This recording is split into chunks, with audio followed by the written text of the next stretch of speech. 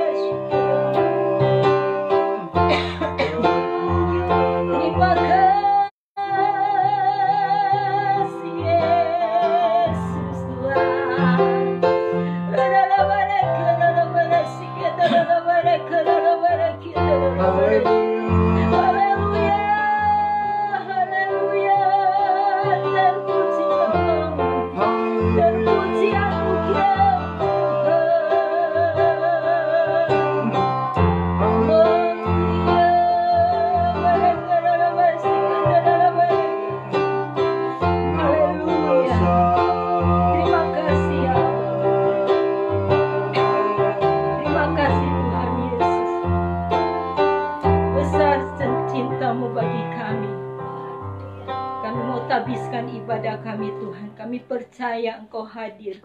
Engkau menghalau semua rintangan dari kuasa kegelapan di dalam nama Tuhan Yesus Kristus. Kuasa-Mu menjangkau baik kami yang ada di rumah ini maupun umat-Mu dimanapun berada Tuhan, akan merasakan lawatan kasih karunia-Mu, karena kuasa Roh-Mu tidak terbatas Tuhan. Haleluya. Untuk menyatakan bahwa di dalam ibadah itu ibadah yang hidup dan yang berkuasa. Oleh karena kekuatan firman dan Roh-Mu nyata Tuhan di dalam ibadah kami ini Tuhan, kami bersyukur dan kami percaya dengan darah-Mu yang anak domba Allah menguduskan setiap kami dan setiap fasilitas yang dipergunakan ini ya Bapa, di dalam nama Tuhan Yesus Kristus. Haleluya. Amin. Amin. Glory. Haleluya. Sukacita surgawi terus menjadi bagian kita, terus mengalir dan tak pernah berhenti. Haleluya. Glory Yesus. Terpuji. Sungai sukacitamu mengalir dalamku. Oh yes. Yes, yes, yes. Aku sukacitamu melimpah dalamku. Ku menari dan bersuka. Di setiap waktu, sukacitamu ada dalamku. Sungai sukacita, kita makin berdiri semua. Sungai sukacitamu mengalir dalamku. Oh yes, yes, yes, yes. Aku sukacitamu melimpah dalamku. Ku menari dan bersuka pujimu di setiap waktu. Sungai sukacitamu ada dalamku. Mengalir bersamamu, bersuka di dalamku. Mengikutimu Tuhan dalam kesesakanku.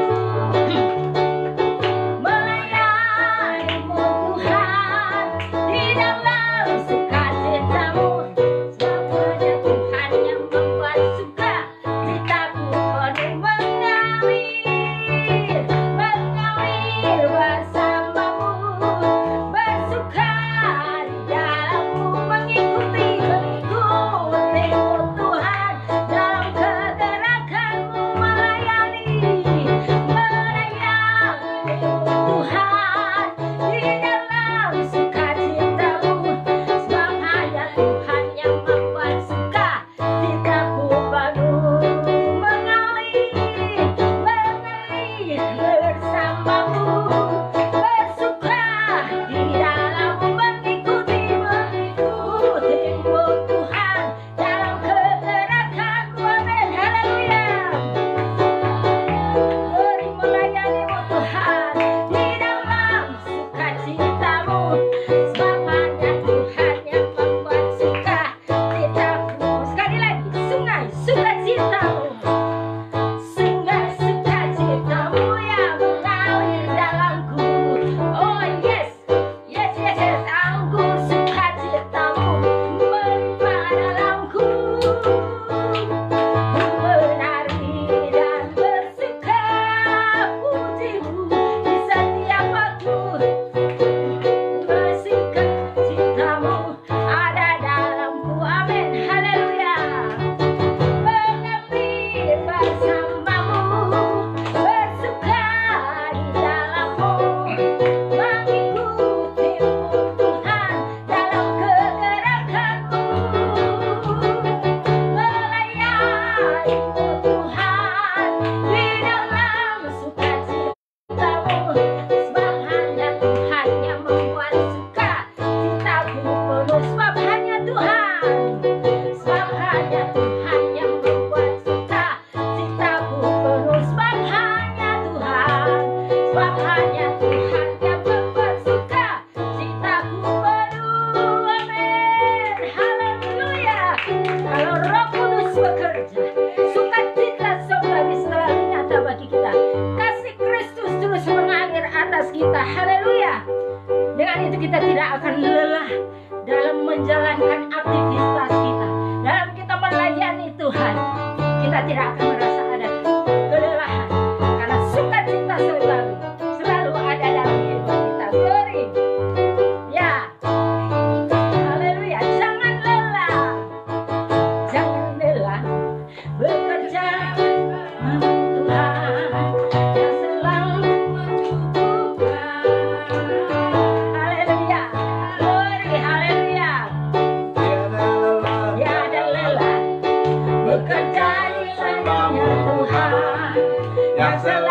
mencukupkan segalanya. Ratakan tanda bergelombang, timbullah tanda yang berubah. Haleluya. Menjadi siap dibangun di atas dasar iman. Ratakan tanda bergelombang, timbullah tanda yang berubah. Menjadi siap dibangun di atas dasar iman. Jangan lelah, bersama Tuhan.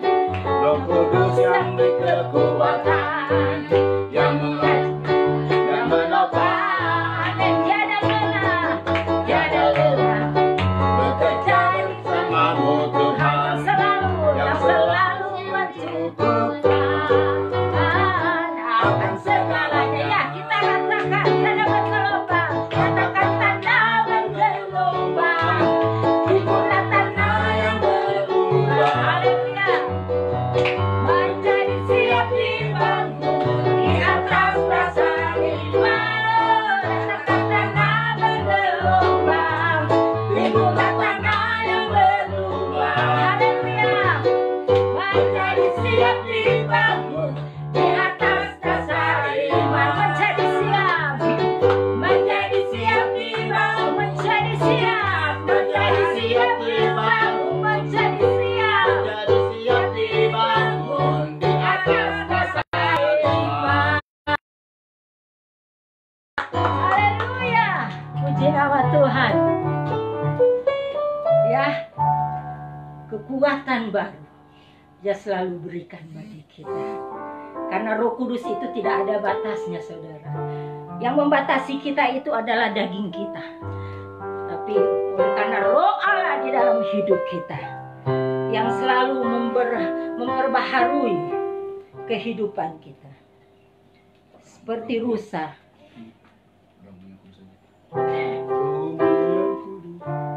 Haleluya.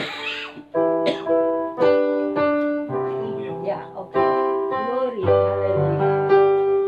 Rohmu yang hidup penuhiku, mengalir dalamku. Jiwaku tenang bersama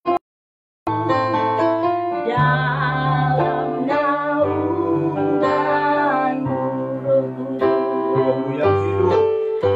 Rohmu yang hidup, Rohmu yang hidup penuhiku, mengalir dalamku. Jiwaku tenang bersamamu dalam naungan-Mu. Amin, haleluya. Buka hati, ku jamahanmu, berserah penuh di hadirat-Mu. Kau ambil alih, haleluya, seluruh hidupku. Di atasmu menyembahmu, ku buka hati, buka hati, ku jamahanmu, berserah penuh di hadirat-Mu.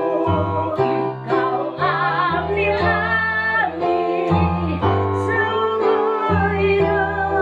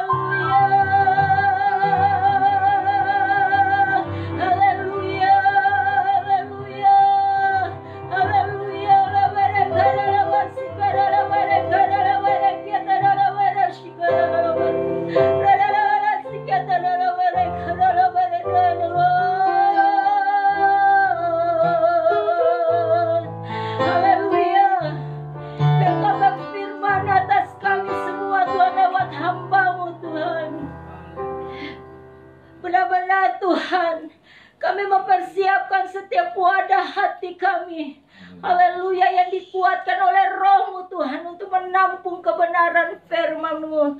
Dan nyata ya Tuhan, setiap perkataan-Mu terus menghidupkan kami, karena perkataan firman-Mu pasti akan meneguhkan kami, menguatkan kami, menjadi jawaban Tuhan dalam setiap pergumulan hidup kami. Kami percaya kehadiran-Mu mendatangkan pemulihan, mendatangkan mujizat Tuhan. Yang sakit disembuhkan, yang susah dihiburkan, yang lemah dikuatkan, yang terikat dilepaskan. Haleluya. Yang haus akan disegarkan, yang lapar akan dikenyangkan oleh Engkau Tuhan. Haleluya. Pengurapan-Mu atas hamba-Mu ya Bapa, agar benar-benar hanya perkataan-Mu saja yang akan dinyatakan pada saat ini ya Bapa. Kami bersyukur, ampuni segala kekurangan kesalahan kami. Haleluya. Di dalam ibadah kami, dalam ibadah streaming ini juga Tuhan, banyak kekurangan ya Bapa, tapi Roh-Mu yang akan menyempurnakan semuanya Tuhan. Terima kasih Tuhan, kami terima kebenaran firman-Mu hanya di dalam nama Tuhan Yesus Kristus. Haleluya. Amin. Ya, silakan duduk. Shalom saudara yang dikasihi oleh Tuhan. Glory. Anugerah besar dari Tuhan buat semua kita. Hari ini kita ada dalam satu ibadah, sekalipun ibadah yang di rumah, tetapi dengan persiapan yang sederhana, tetapi tidak menutup kemungkinan Tuhan hadir di setiap Amen. kita ada. Ingat baik-baik, Tuhan itu adalah roh.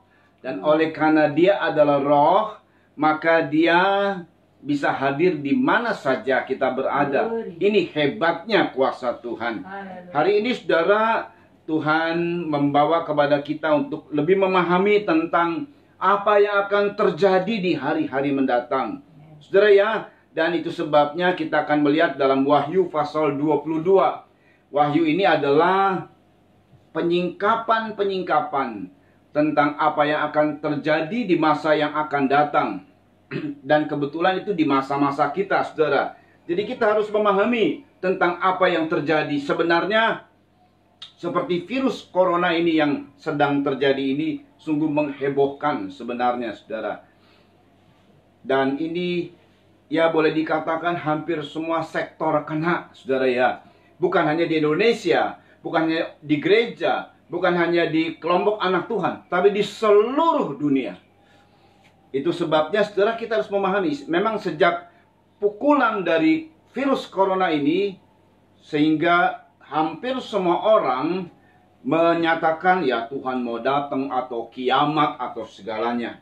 Tetapi tetap kita harus berpatokan kepada kebenaran dari firman. Saudara, Wahyu pasal 22 ini merupakan sebenarnya sebuah kesimpulan. Kalau sebuah buku, maka di hari akhir itu kata-kata penutup. Biasanya itu ada kata penyimpulan, ada kata ajakan. Nah, ini adalah satu kata ajakan, saudara ya. Wahyu 22 ayat 17. Kita akan membaca ayat ini, saudara, bersama-sama. Ya, kita baca sama-sama ayat ini. 2, 3. Roh dan pengantin perempuan itu berkata, marilah. Dan barang siapa yang mendengarnya, hendaklah ia berkata, marilah. Dan barang siapa yang haus, hendaklah ia datang. Dan barang siapa yang mau, hendaklah ia mengambil air kehidupan dengan cuma-cuma.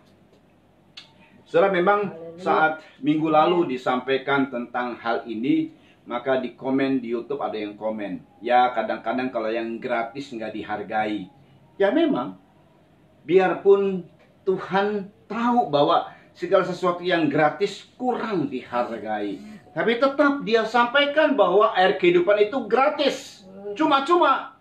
Jadi siapa yang tidak menghargai, yaitu kerugian besar. Dan setiap kita ini harus menghargai. Makanya seolah-olah Tuhan merasa ini sudah mengambil sikap merendahkan diri, saudara ya. Biasanya nih kalau manusia terbiasa dengan keberadaan yang gengsi. Wah, tasnya branded. Wah, ini hebat nih. Lihat dulu arloji saya dong. Nah, gitu ya. Itu setiap manusia didorong. Jadi kalau ada yang punya tas branded lah atau apa yang branded begitu, yang lain terpicu untuk pasti saya bisa membeli yang itu tuh, bahkan lebih mahal dari yang itu. Itu terdorong, itulah dunia, saudara. Dan di dalam dunia ini kalau you mau bagus, mau bergengsi, ya mesti ada duitnya. Mesti ada ini, semakin duitnya bagus. Ya kalau kata makanan ya, lezat itu ya duit tidak bohong gitu dari makanan yang sedap. Nah, gitu ya ungkapan-ungkapan dari orang. Tapi Tuhan menunjukkan bahwa air kehidupan itu cuma-cuma. Kalau orang tidak menghargai, memang itu sikapnya. Dia lebih menghargai dunia daripada air kehidupan. Tapi nanti saatnya terjadi, kalau air kehidupan tidak dihargai, maka kematian kekal. Itu sebabnya, saudara, buat kita yang merespon air kehidupan itu gratis, mari setelah kita merespon, di mana kita sudah menerima Yesus, di mana sudah kita ada di dalamnya, mari kita harus terus melanjut, saudara. Karena, saudara, air kehidupan ini tidak sekedar pada begitu saja. Air kehidupan ini adalah sesuatu yang terus mengalir sifatnya. Sama kayak mata air begitu. Kalau kita lihat ada mata air, dia terus mengalir. Namanya air kehidupan, dia mengalirnya tidak untuk setahun, 2 tahun. Tidak mengenal musim, saudara. Dia mengalir terus, biar musim kering, musim hujan, musim gugur, musim apa saja, tetap dia mengalir, bahkan sampai selama-lamanya. Dan mengalirnya tidak kurang sedikit pun. Ini namanya air kehidupan dari Tuhan. Memang. Untuk mendapatkan ini, Tuhan mengungkapkan satu hal. Barang siapa haus, hendaklah ia datang. Nah ini dia, persoalan haus ini, saudara, ini harus ada dalam diri kita. Kalau orang nggak haus, ya nggak minum, saudara. Nggak mau minum. Tapi kalau orang haus, ini dia mau minum, saudara. Haus itu cuma satu keadaannya. Kalau orang haus nih ya, nggak mau dikasih apa-apa kecuali air. Nah itu kalau orang haus, saudara. Kalau orang haus itu satu kebutuhan yang mendesak untuk tubuhnya meminta air, saudara. Dan air itu dalam kehidupan manusia adalah sumber kehidupan. Sekian besar dari kehidupan manusia ini terdiri dari cairan atau air, saudara. Jadi begitu hebatnya Tuhan bicara ini. Tuhan bicara mengenai sumber. Ya, kehidupan itu sumbernya memang air. Dan Tuhan menawarkan sangat luar biasa. Air kehidupan yang cuma-cuma. Nah, setelah kita merespon ini, di dunia tidak meresponi, saudara ya. Kita meresponi, pasti kita pernah mengalami haus, pasti. Kalau kita merespon itu, pasti kita pernah mengalami haus. Memang kalau nggak haus, nggak akan meresponi, saudara ya. Haus, memang akhirnya orang yang haus dia, apa saja bisa dia terima, saudara. Sebab ada satu pengalaman. Alkitab menyebut ada pengalaman dalam Injil Yohanes, ya. Ini juga yang ditulis sama Yohanes dalam Injil Yohanes pasal 4, saudara. Ada sebuah peristiwa. Kita sebetulnya sudah tahu peristiwa ini, tapi mari kita melihat, saudara ya. Saat itu terjadi pertengkaran antara murid Yesus dengan murid Yohanes. Sedikit saya mau kisahkan tentang Yohanes pasal 4, tentang perempuan Samaria. Jadi ada pertengkaran dulu dimulai saat terjadi pertengkaran antara murid Yohanes Pembaptis ini ya dengan murid Yesus, saudara. Yesus melihat, waduh, ini pertengkaran bukan dibuat sama mereka, tapi diadu domba lah, kira-kira begitu. Ada pengikut-pengikut ahli Taurat dan orang Farisi ini mengadu domba dua murid ini, saudara ya. Yesus dan Yohanes memang biarpun saudara, mereka tidak ada permusuhan, saudara. Cuman dipicu oleh pengikut-pengikut Farisi. Dan dunia ini begitu, saudara ya. Jadi gereja A, gereja B, ya dipiculah sama dunia, saudara ya. Atau orang Kristen yang keduniawian itu suka memicu-micu pertengkaran, saudara. Nah, orang-orang yang kayak begini nih Makanya di zaman COVID-19 ini mau dihabiskan sama Tuhan kalau nggak bertobat. Makanya saudara mesti hati-hati. Jangan kita menjadi orang yang mengadu domba. Nah ini ahli Taurat dan orang Farisi ini mengadu domba antara murid Yesus dengan murid Yohanes Pembaptis. Untuk itu Yesus menghindar. Yesus menghindar dan di dalam pandangan visi ke depannya. Saat dia menghindar itu, jadi ada masalah, dia harus menghindar. Dia harus melewati kota Samaria, dia berputar. Dan dia udah lihat bahwa ada seorang yang harus ditolong. Nah, saudara ya, ini hanya seorang wanita sebenarnya yang gak dianggap oleh dunia. Kita baca ayat 4, Yohanes 4 ayat 4, ini kisahnya saudara. Ia harus melintasi daerah Samaria. Maka sampailah ia ke sebuah kota di Samaria yang bernama Sikar, dekat tanah yang diberikan Yakub dahulu kepada anaknya Yusuf. Di situ terdapat sumur Yakub. Yesus sangat letih oleh perjalanan. Karena itu ia duduk di pinggir sumur hari kira-kira pukul 12. Bayangkan ya, di Timur Tengah dengan pukul 12. Aduh, luar biasa sekali panasnya. Nah, Yesus tahu sebenarnya akan datang perempuan ini. Maka datanglah seorang perempuan Samaria hendak menimba air. Kata Yesus kepadanya, ini membuat satu dialog, saudara ya. Yesus berkata kepada dia, berilah aku minum. Seolah-olah Yesus meminta, seolah-olah Yesus rendahkan dirinya lalu meminta kepada perempuan Samaria, saudara ya. Nah ini perhatikan, sebab murid-muridnya telah pergi ke kota membeli makanan. Sebab setiap orang itu patut dihargai, saudara. Biarpun dia nggak dihargai oleh orang karena datangnya siang hari, itu nggak mungkin perempuan bener, ini perempuan ngaco nih saudara ya. Tapi Yesus menghargai ini perempuan dengan cara meminta minum, saudara. Dia tahu persis perempuan ini.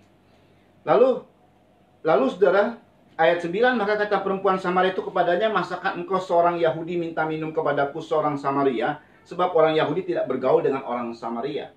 Jawab Yesus kepadanya, jikalau engkau tahu tentang karunia Allah dan siapakah dia yang berkata kepadamu, berilah aku minum, niscaya engkau telah meminta kepadanya dan ia telah memberikan kepadamu air hidup.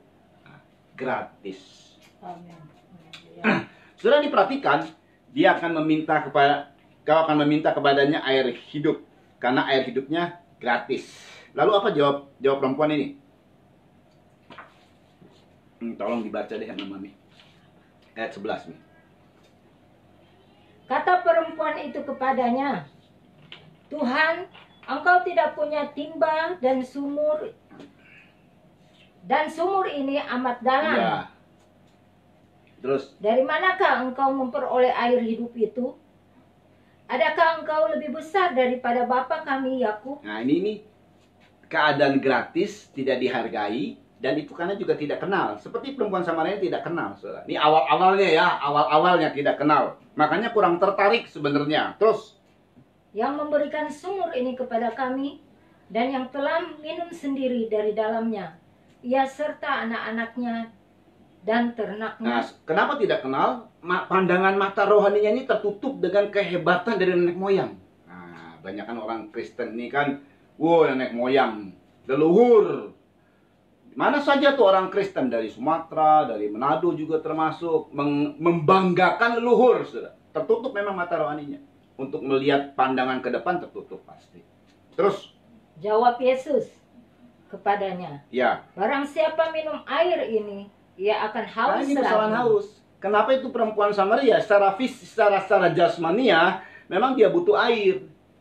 Tetapi secara rohani dia juga butuh air. Secara jasmania kita butuh air, secara rohani juga butuh air. Jangan hanya jasmania saja kita tekankan, rohani kita juga butuh air, saudara. Air kehidupan itu. Kalau untuk perempuan Samaria, butuh air yang menyegarkan. Karena hidupnya dikejar-kejar. Dia sudah terjerat dalam satu jeratan yang begitu hebat. Saya tidak tahu dari mana asal mulanya. Tapi ini perempuan, menjadi perempuan, katakan kalau zaman sekarang ini pelakor, saudara.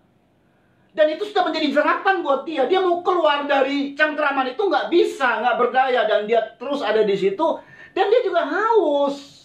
Butuh air, saudara ya. Terus. Tetapi barang siapa minum air yang akan kuberikan kepadanya, ia tidak akan haus untuk Ia selama-lamanya. tidak akan haus untuk selama-lamanya. Terus, Sebaliknya, air yang akan kuberikan kepadanya akan menjadi mata air di dalam dirinya yang terus-menerus memancar sampai kepada hidup yang itu kekal. unik dari air kehidupan yang Tuhan beri. Jadi kalau perempuan ini sumbernya sumur yang dibuat oleh Yakub untuk anak-anaknya, dan itu sebuah kebanggaan bagi mereka. Kebanggaannya leluhur telah memberikan sesuatu kepadanya. Kebanggaannya adalah orang tuanya zaman dahulu yang memberikan harta warisan dan dia bisa kelola dengan baik. Tapi dia akan haus lagi. Secara jasmani, saudara, oke sih, bagus semua itu. Tetapi secara rohani ini, makanya yang paling penting ini secara rohani. Sebab rohani itu berdampak kepada jasmania kita, berdampak kepada pekerjaan kita, berdampak kepada pikiran jernih kita, pikiran brilian kita. Itu karena rohani kita rusak, saudara. Ini perempuan, saudara ya. Dia berada di situ, dia haus. Nanti setelah dia pulang, haus lagi. Balik lagi ke situ. Terjerumus lagi. Setelah pulang, haus lagi. Begitu terus dari hari ke hari, dari minggu ke minggu, dari bulan ke bulan. Demikian juga kita, saudara. Tetapi kalau air hidup ini unik. Waktu diberikan, maka di dalam hatinya, jadi kita ini haus. Tapi dalam hati kita karena ada air kehidupan, maka dia terus mengalir. Kita nggak usah lagi ke tempat di mana kita ngambil air. Karena dari hati kita sendiri memancar air kehidupan. Itu yang dimaksud, saudara. Uniknya di situ dia. Nah, saudara perhatikan baik-baik. Jadi ini perempuan mulai dialog dan terjadi satu dialog yang asik banget. Lalu mulailah dia haus. Dia sudah haus, tapi hausnya itu diberi pengertian tidak hanya sekedar haus ini. Kamu ada haus juga yang lainnya. Nah, makanya dia mau, saudara ya. Perhatikan, ini cara Tuhan dan cara hikmat Tuhan bekerja. Dimulai dari kehidupan yang secara jasmani. Karena Tuhan bilang, berilah aku minum. Kalau kamu tahu bahwa siapa yang beri minum, dia yang memberi air kehidupan. Itu jasmani kemudian dilibatkan oleh Tuhan, dibawa oleh Tuhan untuk memasuki yang rohani, saudara ya. Ini karena manusia ini selalu lihatnya yang jasmani saja. Jadi kalau kita hanya ngomong-ngomong yang rohani, ya nanti nggak masuk. Yesus pintar dengan hikmatnya yang luar biasa ini. Akhirnya tertarik, saudara. Terus ayat 15 ini perhatikan baik-baik nih. Kata perempuan itu kepadanya, Ya. Tuhan, berikanlah aku air itu, Ya. supaya aku tidak haus dan tidak usah datang lagi ke sini untuk menimba air. Nah, saudara, berikanlah aku air itu supaya aku tidak haus. Ini menarik sekali. Tuhan membuka sesuatu keadaan untuk dapat air kehidupan. Berikan aku air itu. Setiap orang pasti. Ini Tuhan mempromosikan air kehidupan yang gratis tadi, saudara. Yang awalnya, kamu ini lebih besar dari Yakub nggak? Gitu. Tidak dihargai. Ya namanya gratis nggak dihargai. Tapi dibawa sama Tuhan. Diungkapkan sama Tuhan. Dibuka pengertiannya sama Tuhan. Dan tercelik dia, mulai tercelik. Sampai dia minta, berikanlah aku air itu supaya aku tidak ke sumur lagi. Ini baru pertama kali dibuka. Saudara, ini hebatnya ya. Yang dimaksud air itu apa sih? Sebab perempuan ini masih terus memaksudkan airnya air yang di sumur. Kalau di sumur nggak ada, ya mungkin nanti di rumah dia bisa buka bagaimana caranya. Akhirnya dia bisa menemukan sumur atau membuat mujizat apa Tuhan begitu. Akhirnya dia nggak perlu lagi ke situ. Nggak perlu lagi ke tempat itu. Gitu, saudara.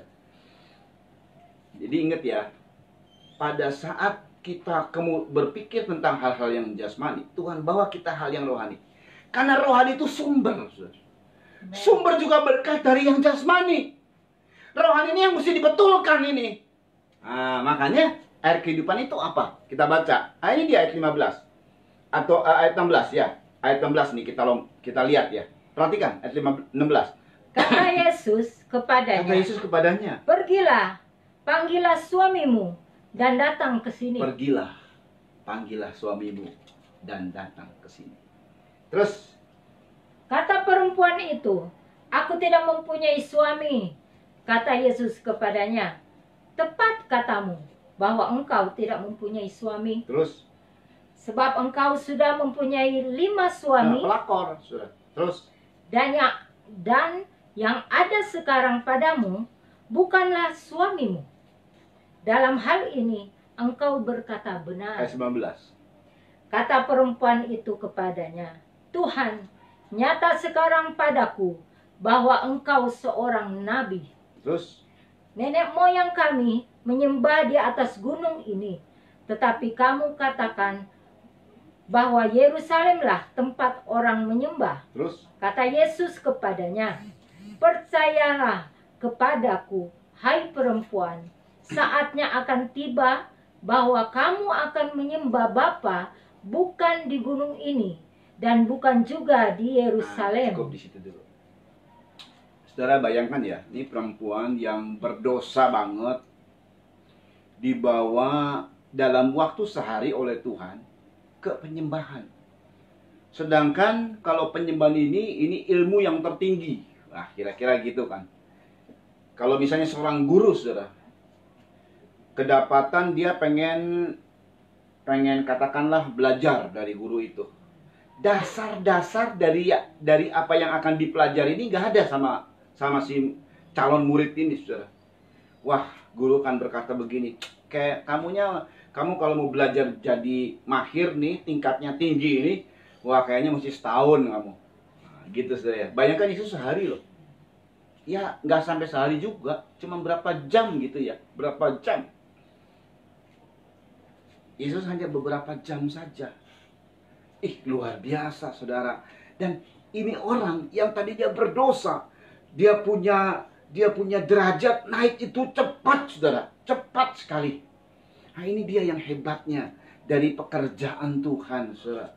Jadi kadang-kadang kekristenan itu berbangga oleh karena saya ini udah lama jadi Kristen. Tuhan tuh nggak pernah melihat udah lamanya jadi Kristen. Nanti banyak orang-orang yang baru bertobat, saudara. Orang-orang ini lebih hebat, lebih rohani, bahkan lebih dipakai oleh Tuhan daripada orang-orang yang sudah lama Kristen. Udah bulukan kayaknya Kristennya. Kita nggak perlu iri hati. Memang ini kerja Tuhan sedang cepat sekali, saudara ya. Yang penting adalah kita meresponi bagaimana, saudara. Kalau bisa itu terjadi sama kita. Kita dipakai oleh Tuhan. Tapi kalau memang kita tidak meresponi dengan seperti perempuan ini, wah ya iya. Ini perempuan, saudara ya, ini luar biasa. Perempuan yang gak dianggap oleh dunia. Tuhan punya visi, aku harus selamatkan perempuan ini. Luar biasa Tuhan kita itu, penuh dengan kasih yang luar biasa. Sebenarnya ya, saudara ya, kalau dunia ada ketemu pelakor gitu, wah gila dah. Tuh diaibkan di depan umum, mungkin ditelanjangi dan lain sebagainya. Dipermalukan lah begitu. Beda dengan Tuhan ya. Bukan Tuhan setuju dengan pelakor, tidak, saudara. Tapi inilah wujud kasih Tuhan mencintai manusia. Saudara, keadaan perempuan ini sudah terjebak di dalam keadaan yang sungguh mengerikan sebenarnya. Dia dalam kehidupan yang kalau udah kedapatan mati aja udah. Di ujung tanduk, di ujung maut lah kira-kira. Makanya dia datangnya siang-siang hari. Nggak ada tuh datang siang-siang hari untuk ngambil air. Sebab sebentar saja dia pergi, ya udah keringetan. Udah capek, minum, habisin air, di perjalanan juga dia minum air lah. Dia bawa dia bawa katakanlah buli-buli yang berisi air yang sudah dia isi. Dia pikir buat 2 hari lah. Tapi nggak sampai 2 hari ini. Di perjalanan dia jalan, udah keringetan, dia minum, sampai rumah mungkin habis tinggal sedikit lagi. Besok dia mesti datang lagi. Terus sama lu, aduh seharusnya saya nggak mau datang. Makanya keberadaan ini, saudara, keberadaan yang sangat berat sama perempuan ini. Kalau kalau kita tidak seperti itu, mungkin keadaan kita kayak begini, saudara ya. Gali lubang, tutup lubang, gali lubang, tutup lubang. Baru saja kita tutup lubang, tapi kita harus gali lubang. Oleh karena hutang yang sini menutup, dapat yang di sini dari hutang yang sini nutup yang sono. Dan terus terjadi. Bayangkan ya, kalau kita pikir, kapan saya ini akan hidup? Ya minimal bebas gitu. Tapi kalau kita pikir, jangankan begitu. Ini bisa seumur hidup saya terlilit hutang ini. Nah kayak begini, saudara ya. Jadi keadaan tertekan, keadaan yang sangat terhimpit. Orang yang kayak begini memang haus jadinya. Haus pertolongan. Saudara ya. Perempuan ini haus haus pertolongan. Dan bagaimana dalam hidupnya yang begitu berat, ya dia juga tidak tahu, tiba-tiba ketemu dengan Tuhan. Sampai dia berkata, kamu ada pasti nabi. Nah, Tuhan bicara mengenai penyembahan. Dan itu didapat oleh perempuan ini. Dalam waktu kurang sekian, nggak sampai sehari, Tuhan dapat perempuan ini. Dari dia, satu kota Sikar diselamatkan. Kan luar biasa Tuhan kita, saudara. Cuman air kehidupan yang ditawarkan gratis. Nah, saudara, waktu dikoreksi oleh Tuhan, langsung, memang tidak menyebut ayatnya, saudara. Tapi kita lihat ini dia. Waktu dikoreksi oleh Tuhan, ini perempuan ngaku, kan dia kan sembunyikan diri di hadapan banyak orang, saudara ya. Makanya datangnya siang hari. Kalau di Timur Tengah untuk ngambil air tidak siang hari, itu mesti pagi dan atau sore hari yang mataharinya sedikit tidak ada, tidak panas terik gitu. Tetapi pagi banyak orang, malu nih perempuan. Mendekati sore banyak perempuan-perempuan lain yang mungkin dia sebagai orang yang mencuri suaminya itu. Nah, dia takut ketahuan orang, malu karena dosanya, saudara ya. Jadi dia ngambilnya siang hari, tidak ada orang di siang hari, saudara. Nah, saudara, dia tuh sembunyikan diri sebenarnya. Menyembunyikan diri dengan, dia kebutuhan hidup dia harus ada, tapi dia sembunyikan diri. Tetapi pada saat ditegur sama Tuhan, hebatnya nih perempuan. Dia berkata begini, ayat 29 kita baca. Untuk hal ini dulu kita lihat, karena ini dalam konteks air kehidupan didapat oleh perempuan ini, saudara. Makanya waktu Yohanes menulis Wahyu, ada pengalaman dalam Injil yang dia tulis. Ada seorang perempuan Samaria. Nah ini dia, saudara ya, ini luar biasa nih. Ada bukti, saudara ya. Jadi firman Tuhan itu bukan teori, ada bukti. Nah, saudara ya, yuk dibaca di ayat 29. Yohanes 4 tadi dulu, ayat 28 dulu, 28-29 ini perhatikan nih. Maka perempuan itu meninggalkan tempayannya di situ, Ya. lalu pergi ke kota dan berkata kepada orang-orang yang di situ, Perhatikan. Mari, lihat, di sana ada seorang yang mengatakan kepadaku segala sesuatu yang telah kuperbuat. Ya. Terus Mungkinkah dia Kristus itu? cukup di situ deh. Tadinya dia sembunyikan, dia bersembunyi di hadapan banyak orang karena dosa. Tapi pada saat dia dikoreksi sama Tuhan, dia tinggalin kehidupan lamanya. Tempayan itu adalah kehidupan lamanya. Lalu dia datang kepada banyak orang. Dia ngomong gini, mari, yuk lihat yuk. Ada orang yang mengatakan buruknya perbuatan saya loh. Tahu dia loh tentang saya. Saya ini buruk, pelakor saya. Hebat kan, saudara. Ini artinya apa? Ini perempuan membuka hatinya besar-besar. Makanya itu air mengalir deras sama dia. Amen. Dalam waktu yang tidak sehari loh. Hebat nggak? Dia sampai mencapai klimaks yang tinggi dalam derajat rohaninya. Dan juga di dalam kehidupannya, saudara. Sampai dia mencapai klimaks yang tinggi, dihargai sama Tuhan. Sampai Tuhan bisa ngomong tentang penyembahan. Hebat nih perempuan. Dan sungguh berdampak satu kota. Karena dia buka hati selebar-lebarnya. Nah, kalau air kehidupan itu mengalir. Jadi kalau kita ini ada air ya. Airnya mengalir terus. Buka terus. Ya rumah kita banjir kan. Nah, kalau kita buka terus. Bukanya cuma sekran kita. Satu keran dengan pipa katakanlah 1 inch gitulah. Wah, kalau pipanya semakin gede, airnya kan mengalir terus. Wah, semakin cepat banyak memenuhi. Jadi tergantung dari si sarana yang membuka. Sarana apa yang bisa membuka hati dan airnya itu mengalir terus? Hati kita, saudara. Makanya di dalam Yeskiel, kalau dampaknya air kehidupan yang mengalir terus itu, oleh karena kita membuka hati seperti perempuan Samaria ini, maka dia berdampak menjadi sungai kehidupan. Nah, kalau ada dampak sungai kehidupan, memang sih tidak langsung menjadi sungai, tergantung dari si orang ini, saudara ya.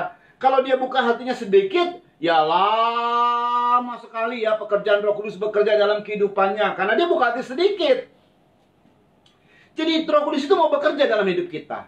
Karena yang dimaksud dengan sungai, kita baca dulu Yohanes deh. Yohanes pasal 7, karena yang dimaksud dengan sungai adalah Roh Kudus yang diterima oleh setiap orang yang percaya.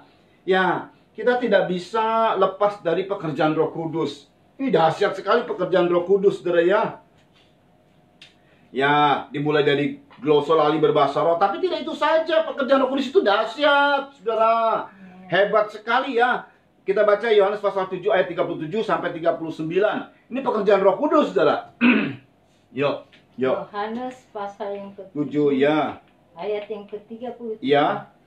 Dan pada hari terakhir, yaitu pada puncak perayaan itu, ya. Yesus berdiri dan berseru. Terus. Barang siapa haus, baiklah ia datang kepadaku dan minum. Minum. Sama tadi. Barang siapa haus, datang kemari dan minum. Sudah ya. Terus.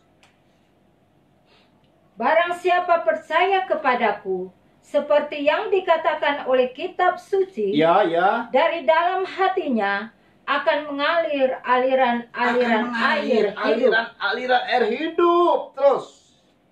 Yang dimaksudkannya ialah roh yang akan diterima oleh mereka yang percaya kepadanya. Sebab roh itu belum datang karena Yesus belum dimuliakan. Ini saudara ya, pekerjaan Roh Kudus itu dahsyat.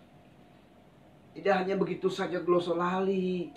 Nanti kita lihat nih, asal kita pemicu pertama itu haus. Haus itu kemudian kita fokusnya cuma satu, air kehidupan. Memang ada air banyak di dunia ini. Perempuan Samaria ini arahnya ke air sumur yang dikerjakan sama leluhur. Ada lagi orang-orang yang haus dan sumbernya mencari di duniawi, saudara. Ya nanti sebagai sumbernya uang kah, pinjam sono, pinjam sini. Dia mengharap orang kaya itu, orang kaya ini. Dia mengharap bos itu, bos ini. Itu harapan dan itu merasa itu sumber untuk nolong. Nanti nambahin modal lah, untuk nanti nolong apakah kita sakit kah, disembuhkan supaya disembuhkan. Ya banyak sumber di dunia ini, saudara. Tapi sekali kita dapat pertolongan, apa terus begitu? Enggak, saudara. Harusnya kalau keadaan kita seperti itu, kita harus mikir nih, oh saya harus mengandalkan satu-satunya cuma Tuhan saja. Gratis loh, air kehidupan. Nah, yang penting buat kita ini. Jadi waktu Tuhan bicara mengenai air kehidupan, ini pekerjaan Roh Kudus yang digambarkan sebagai air yang mengalir. Dan oleh karena dia mengalir, karena dia ada yang buka hatinya, saudara. Ya kalau kita buka hatinya sekran setengah inch, ya segitulah. Sampai memenuhkan satu kolam kita, misalnya kolam dibuka terus sih. Tapi memenuhkan kolam kita, wah nggak tahu berapa hari ya, tergantung kolamnya. Kalau untuk jadi sungai, wah bertahun-tahun itu. Tapi kalau kita buka hati kita selebar-lebarnya kepada Tuhan dengan mengaku sejujur-jujurnya, gak sampai sehari loh ini perempuan. Hebat loh. Tuhan bekerja dahsyat. Jadi penuntunnya adalah hati kita. Kita sudah ada di situ nih. Kita sudah buka hati pertama. Kita sudah haus dan tidak mengarah kepada dunia. Kita haus dan mengarah kepada Kristus saja. Ada banyak orang yang sharing sama saya minta bantuan doa. Saya pikir orang-orang ini kok nggak berharap sama Tuhan ya. Ya berdoa maksudnya ya kita sharing. Ini harusnya kamu berharap sama Tuhan terus berdoa. Andalkan Tuhan. Tetapi di lain waktu tidak mengandalkan Tuhan. Kedapatan tidak mengandalkan Tuhan.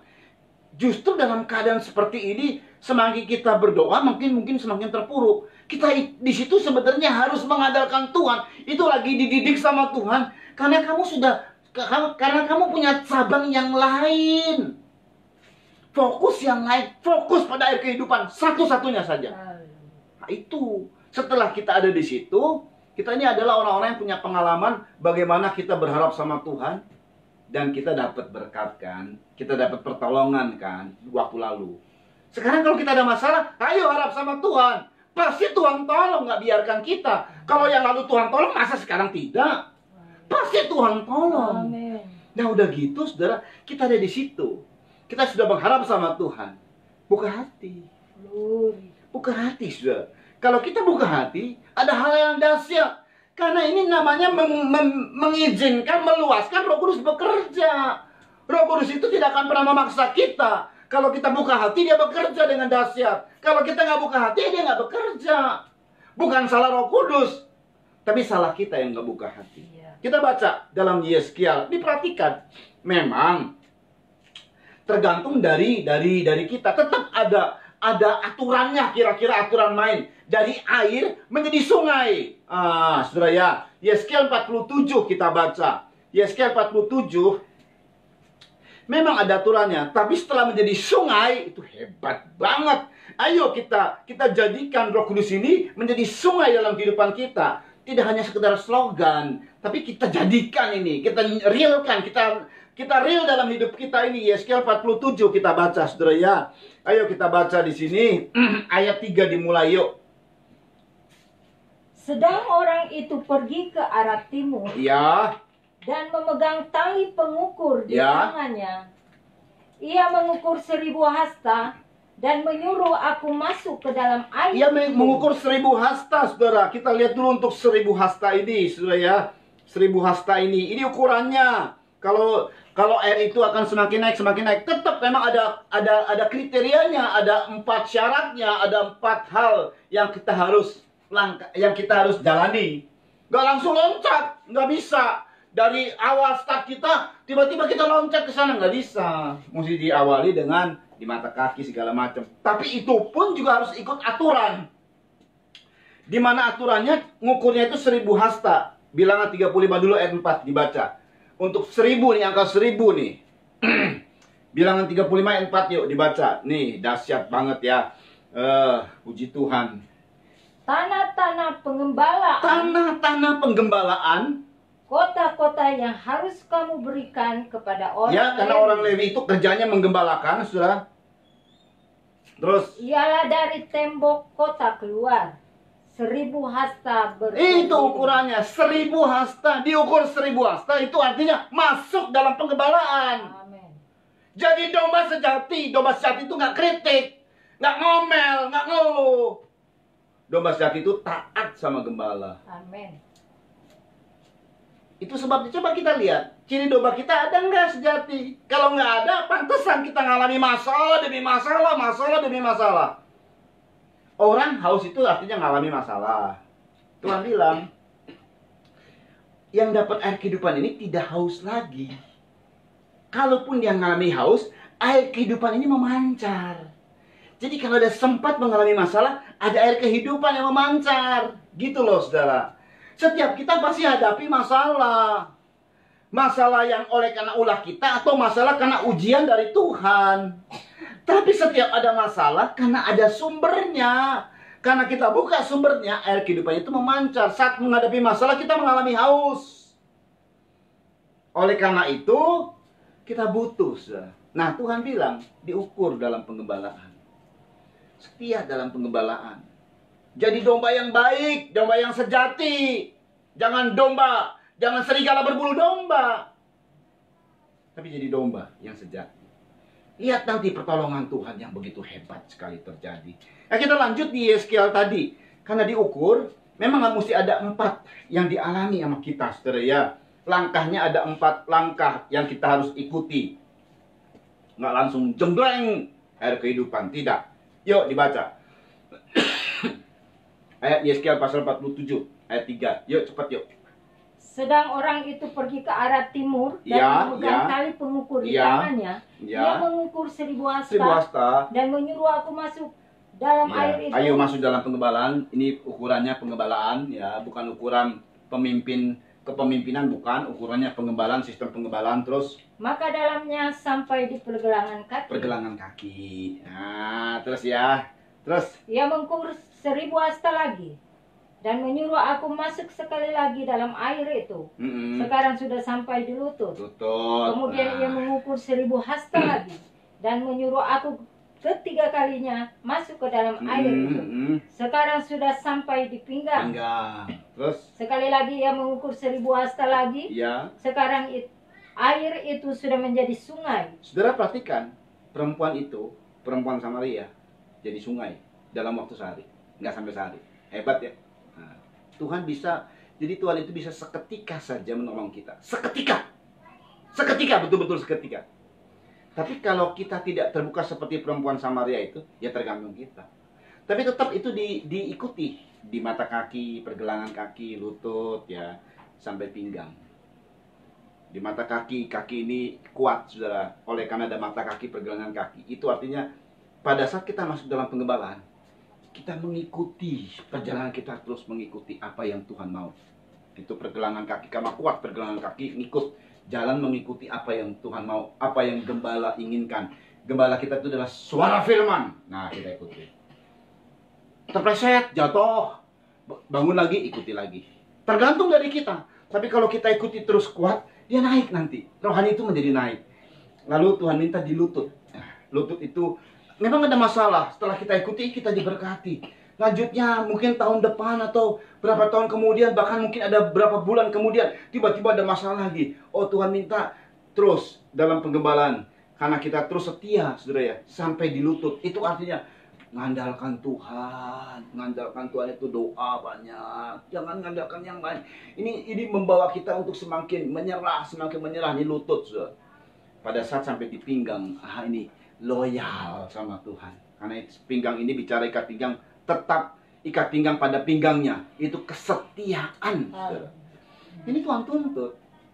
Tuhan tuntut, saudara. Itu tergantung dari kita. Bisa nggak kalau mencapai sungai itu sehari? Bisa. Buktinya perempuan Samaria. Bisa, saudara. Nah, keadaan ini, saudara ya, yang sangat luar biasa. Nanti dampaknya, kita lihat dampaknya. Roh Kudus itu nggak cuma hal yang rohani. Wah, kamu miskin, udah yang penting percaya Yesus, nanti di sorga, masuk sorga. Memang ada yang diizinkan sama Tuhan miskin sampai matinya, seperti Lazarus ya. Tapi Tuhan nggak mengajak kita untuk miskin. Karena Tuhan mau nama Tuhan dimuliakan. Kita pasti diberkati oleh Tuhan. Dibuka jalan. Ya, diberkati itu bukan terus kayak punya mobil sekian. Bukan. Orang-orang yang kaya punya mobil juga di hadapan Tuhan miskin kok. Orang-orang kaya yang kelihatannya kaya di hadapan Tuhan miskin kok. Jadi itu adalah orang-orang yang sehat nih ya. Kita mungkin sederhana, selalu cukup. Bahkan ada bisa nabung sedikit demi sedikit buat kebutuhan anak-anak kita. Ya pekerjaannya biasa sih, mungkin katakanlah jadi satpam gitu. Tapi hari demi hari dia bisa dilewati, saudara. Ada anugerah Tuhan yang dilewati. Yang pertama adalah dia menjadi kaya. Kenapa? Karena semua keluarganya sehat. Nah itu kaya, saudara. Jadi jangan di benak pikiran kita, wah punya mobil kayak itu ya. Enggak. Bukan patokan itu, saudara ya. Tapi semua sehat, semua bahagia. Aduh indah banget, saudara. Itu indah banget. Kita hidup biarpun ya makan adanya, tahu tempe lah istilahnya, saudara. Tapi bahagia, anak-anak bahagia, berhasil anak-anak. Nanti dari anak-anak ini nih, nanti dapat kehidupannya, dapat beasiswa, dapat apa? Waduh, dimuliakan sama Tuhan. Hidupnya anak-anak kita indah, ikut pelayanan. Wah, seneng banget, saudara. Itu bahagia banget. Nah, saudara ya. Jadi Tuhan mau berkati kita. Karena pekerjaan Roh Kudus ini tidak hanya sekedar dunia roh. Dia mesti real, nyata. Itu yang benar. Jadi pekerjaan roh itu harus real, nyata. Ada orang berkata, saya itu selalu di hadirat Tuhan. Tapi hidupnya penuh dengan hutang. Ini nggak nyata, benar. Hadirat Tuhan yang mana ini? Tuhan yang mana kalau begitu yang didatengin sama dia? Oh, Tuhan itu nyata loh, saudara. Jadi hadirat Tuhan itu akan kita rasa sampai jasmani juga. Makanya nih perempuan Samaria ngalami itu. Lihat ya, dari hal-hal yang berkaitan dengan rohani Tuhan bicara, dia nyatakan kepada jasmani. Ada orang yang mengetahui perbuatan saya. Kalau kasarnya, yang tahu saya ini pelakor. Waduh, hebat ya. Itu dia ngomong kepada orang, didengar sama semua orang. Bertobat banyak orang. Sungai kehidupan kalau dia menjadi sungai. Di kiri kanan ada kehidupan. Daun-daunnya menjadi obat. Buahnya selalu menghasilkan tiap bulan. Ada hasil. Ada hasil. Ada hasil. Ini bukan tergantung dari bos kita. Ini tergantung dari kita. Karena bos kita adalah Kristus. Big boss kita itu Kristus. Amin. Kalau bos kita, gajinya kita ditahan, oh Tuhan bisa buka dengan cara apapun, jangan khawatir. Tuhan bisa berkati kita dengan cara apapun. Tuhan itu ajaib kok, saudara. Ya, kita baca. Makanya kita udah tahu ya kemarin ya, bagaimana berkatnya luar biasa. Ya, kalau yang lalu kita masuk di dalam kasih, karena dengan adanya sungai ini, air asin tidak menjadi asin tapi ditawarkan. Racun dunia ditawarkan.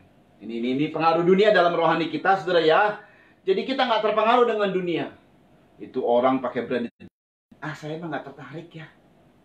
Saya pakai apa yang Tuhan percayakan, saya pakai. Dan kalaupun saya nggak bisa membeli seperti dia, nggak ada tuh sakit hati, nggak ada. Biasa aja.